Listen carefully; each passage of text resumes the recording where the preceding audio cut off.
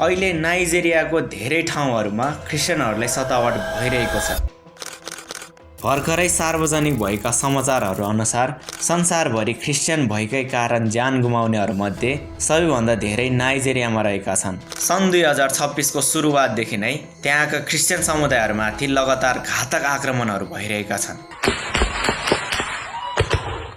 अस्ति भर्खरै जुन 21 तारिकमा पनि आक्रमणमा परि 22 जनाले ज्यान गुमाएका थिए। हतियारधारी फुलानी आतंकवादीहरूको एउटा समूह मध्यरातमा गाउँमा प्रवेश गरेको थियो। उनीहरूले नियोजित रूपमा गाउँको इसाई अगुवा लगायत विश्वासीहरूलाई खोजी मारेका थिए। घरका ढोकाहरू थुनेर भित्र रहेका मानिसहरूमाथि अन्धधुन्ध गोली चलाउँदा त्यस रात स्थानीय पास्टरसहित 22 जना निर्दोष क्रिस्चियनहरूले आफ्नो ज्यान गुमाएका थिए। आजको दिनमा नाइजेरियामा धेरै क्रिस्चियनहरूले आफ्ना परिवारका सदस्यहरू गुमाएका छन्।